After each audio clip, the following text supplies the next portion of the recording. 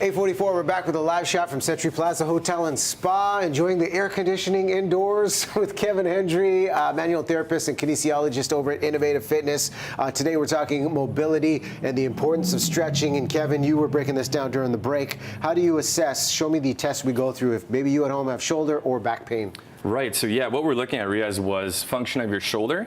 And ultimately, you should be able to do movements in all planes of motion without pain, without discomfort. Okay. All right, so I'll just take you through a few very simple assessments. Standing nice and tall, arms up overhead.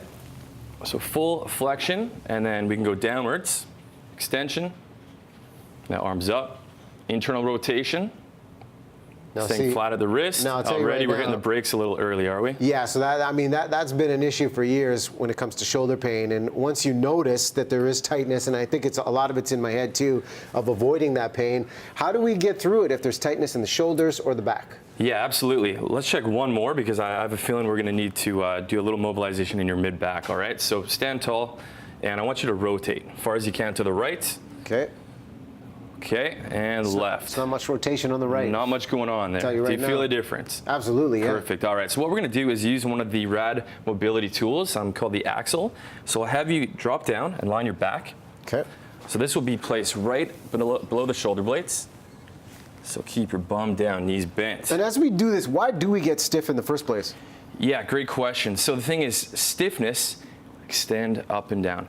Stiffness is not really an accurate representation of what's going on in the tissues in your body. It's not as though our muscles actually get knots in them. It's more a matter of increased sensitivity. So it's a sensation in your body. What we can do with these tools, it's kind of like hitting the reset button. Or if you think of the analogy of a computer, if a computer isn't working all that well, you don't just clean the screen and wipe off the keyboard and think, okay, now it's functioning ideally. We want to do a malware and a spyware scan. We want to do all the updates on the software. So what we're doing here is working the software, or in other words, improving how your nervous system is functioning much more than breaking down a knot or a tight muscle. See, and to that point, I don't feel this breaking down any knots, but I don't feel pain in this process as well. So if I'm doing this, am I doing this before the workout, after the workout, and how is this benefiting me? Yeah, you can do this as warm-up before activity would be absolutely ideal. So the research on how we can gain optimal mobility has really progressed, and we know there's much better methods than simply doing a static hold, where you lengthen a muscle and hold for 30 to 60 seconds. What we want to do is assess what you need, first of all. Then we can do a stimulus into the body with the tools. Then we want to move the body and go through three dimensions. So frontal, sagittal, transverse planes of motion, because that's reality, that's the real world. Then we want to load the body and get moving. So with something like this, how long would I do this for in the warm-up to gain a benefit? Well, let's say you're going to the gym and you have a 60-minute session planned. I suggest showing up to the gym 10 or 15 minutes early. First off, get assessed by a professional to know what you need. Yeah. So at Innovative Fitness, we offer premier personal training, but we also do movement assessments, so we can help guide you and coach you. And then once you've learned what routine you'll benefit from, then you can show up to the gym a bit early and knock out your routine. You have one more exercise That's right, yeah. routine to take us through for tight back, tight shoulders.